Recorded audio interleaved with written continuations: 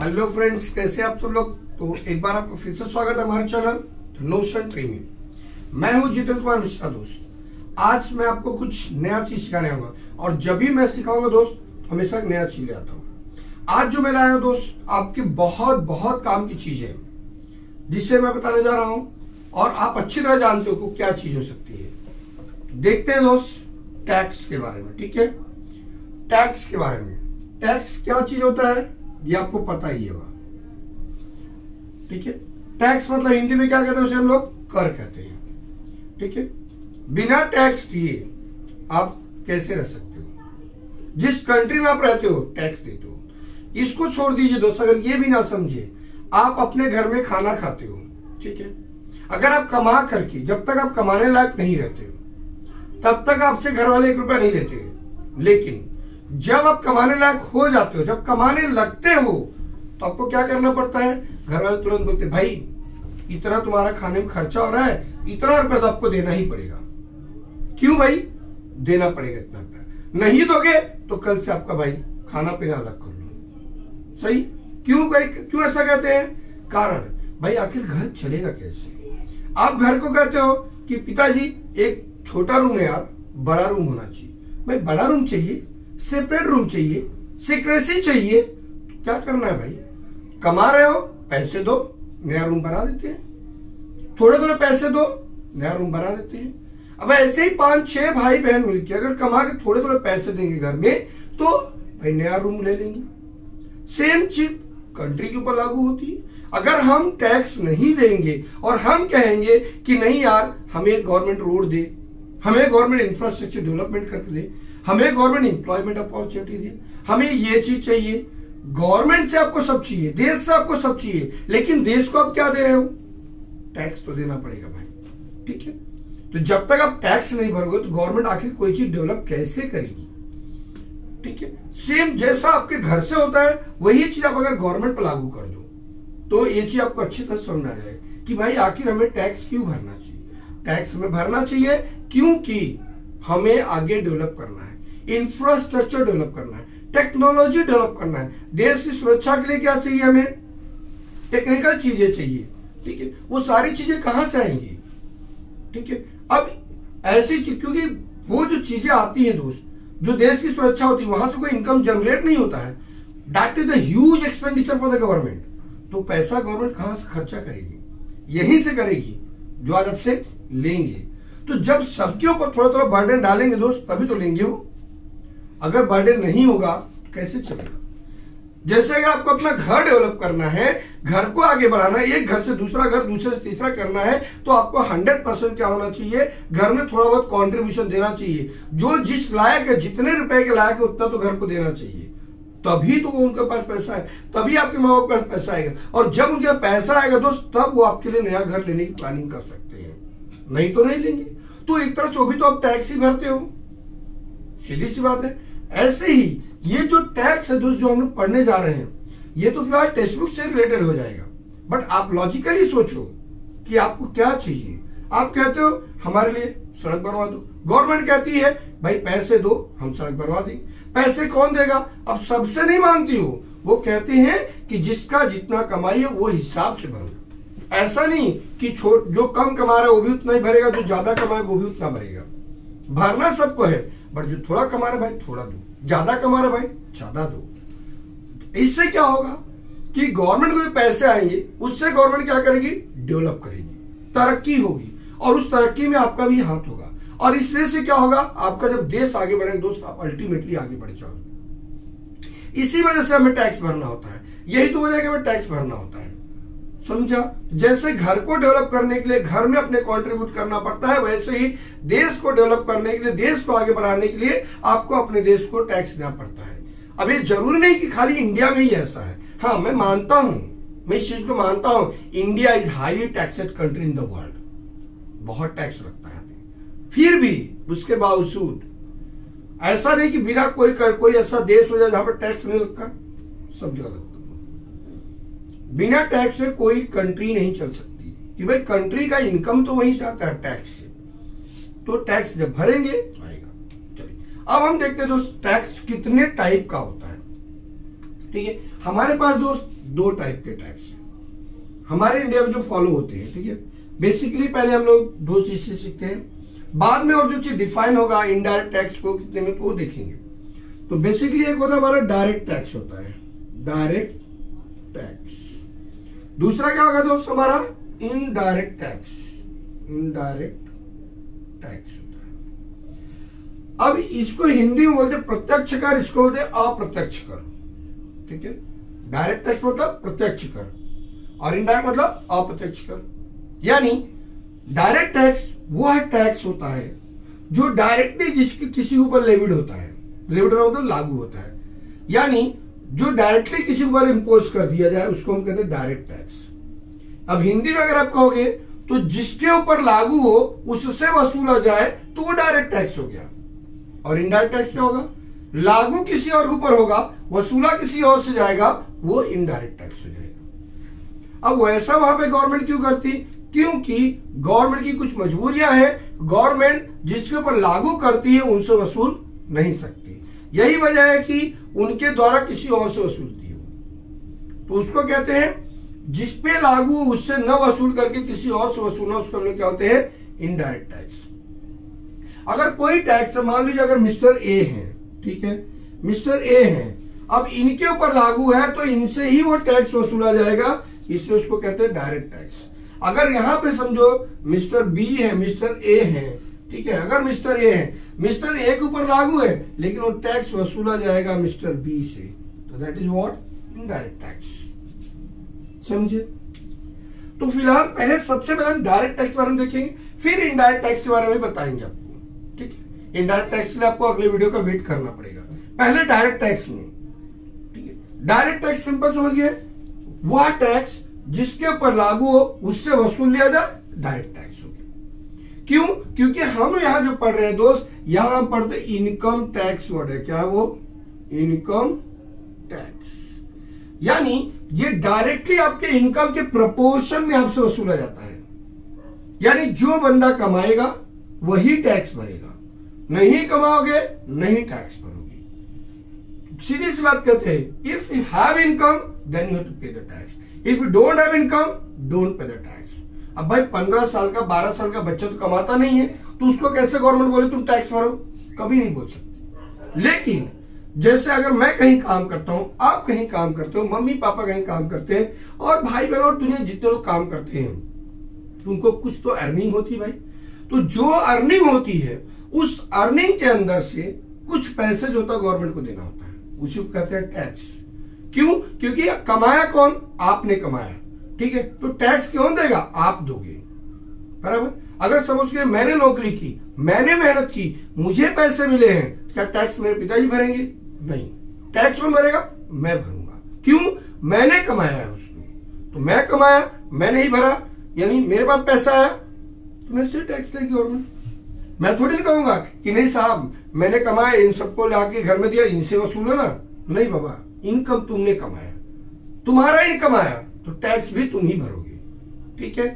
अब ये कहता है टैक्स भरोगे कहां से, वो भी सही है, भरेगा कहां से। तो गवर्नमेंट ये नहीं कहती जितना कमाया उसको तुरंत भर दो, कहते भाई जितना कमाया आप पहले उसमें से खर्चे कर लो, जो जायज खर्चे हैं उनको कट कर लीजिए, जितनी आपकी सेविंग होती है यानी जो आपका नेट इनकम होगा उसके बाद आपको जो बचता है उसके ऊपर आप टैक्स भरिए।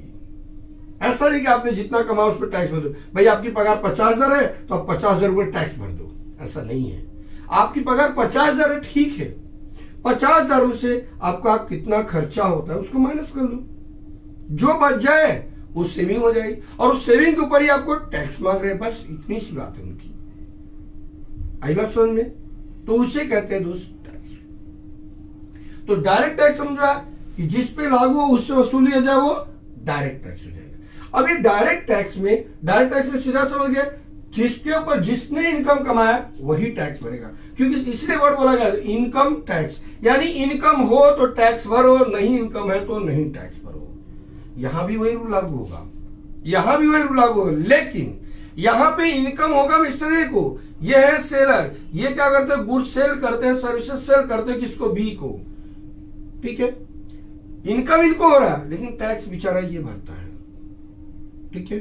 टैक्स ये भरता है। क्यों? क्योंकि गवर्नमेंट को इनसे ले लेना इतना इजी गेम नहीं है। इनडायरेक्ट टैक्स इनसे वसूल लेना कोई इतना इजी गेम नहीं है। यही वजह गवर्नमेंट इनसे लागू करती है। क्यों?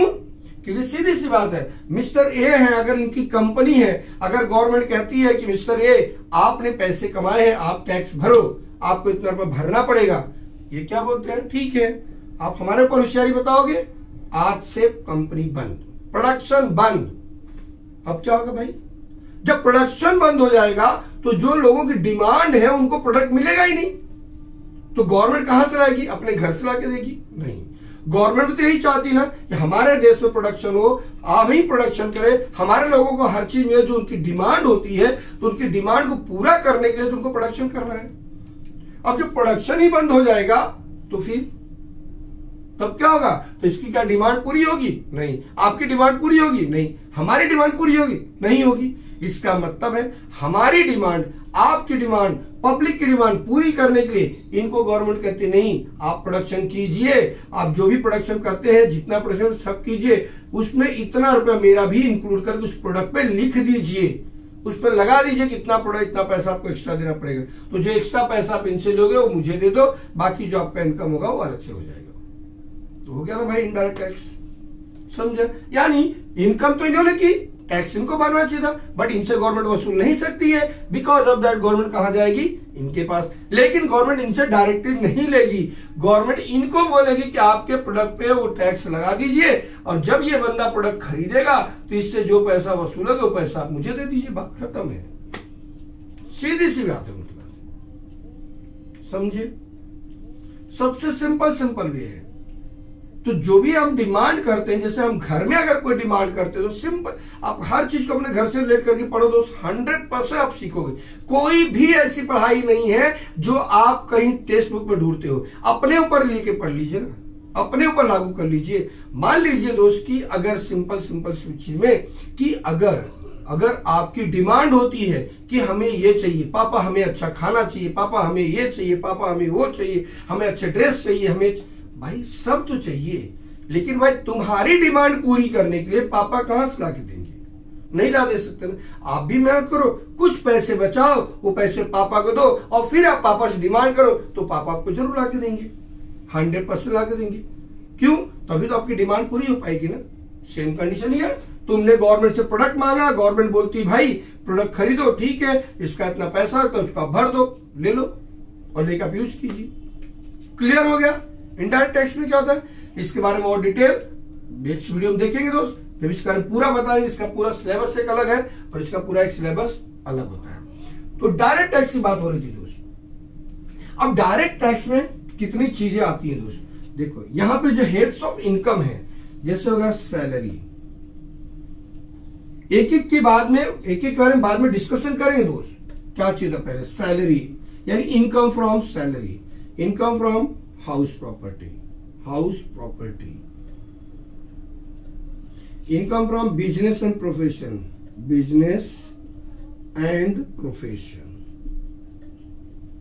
ठीक है। Income from capital gain, income from other sources, हर एक के बारे में डिस्कस करेंगे दोस्त बारी बारी से। तो इतने सारे हेड्स ऑफ इनकम है जिनके बारे में आपको पढ़ना है, और जब इन्हीं चीजों को हम कंबाइन कर देते हैं तो इसी को हम लोग क्या बोलते हैं? Computation of total income, computation of total income, क्या कहते हैं इसको? Computation of total income. अब हमें यह जानना जरूरी दोस्त कि पहले तो इनकम टैक्स भरेगा कौन? यस, जिसके ऊपर लागू है वही भरेगा, ठीक है। किस सेक्शन में क्या चीज आता है? टोटल इनकम टैक्स में, यानी हमारा जो डायरेक्ट टैक्स है दोस्त, यहां पे टोटल कितने चैप्टर चलते हैं? यहां पे कुल मिला के 23 चैप्टर है। कितने? 23 चैप्टर दोस्त, ये बरोबर ध्यान रखिए, 23 चैप्टर्स फॉलो होते हैं, ठीक है।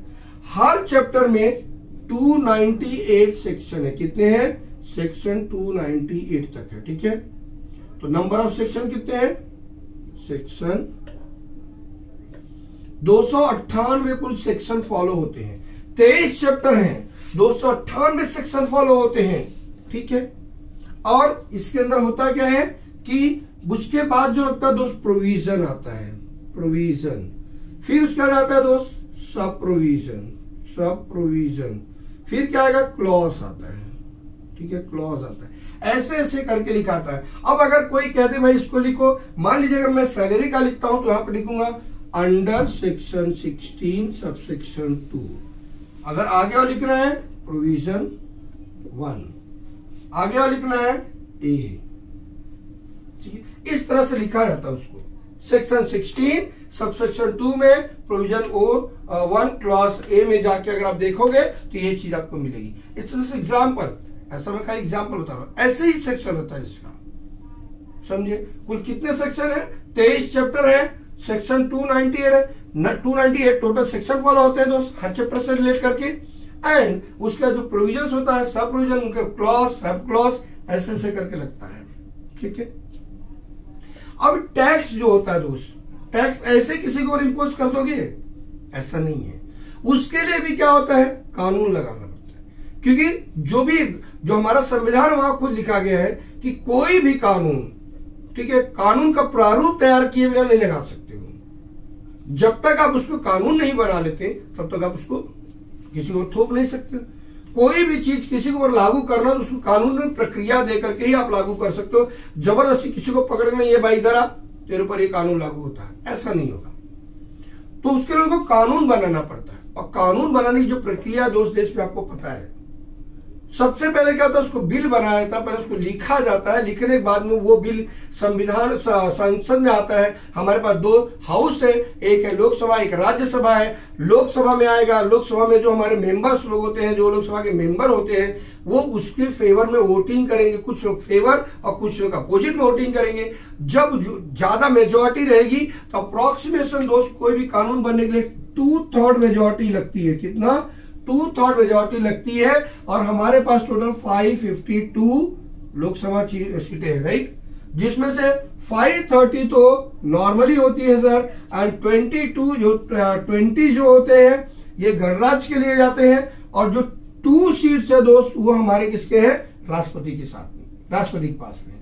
तो गिन लीजिए आप, 552 होता है, 530 सांसद हो गए, 22 तुम्हारे जो संघ राज्य होते हैं उनके हो जाते हैं, और 2 राष्ट्रपति से होते हैं।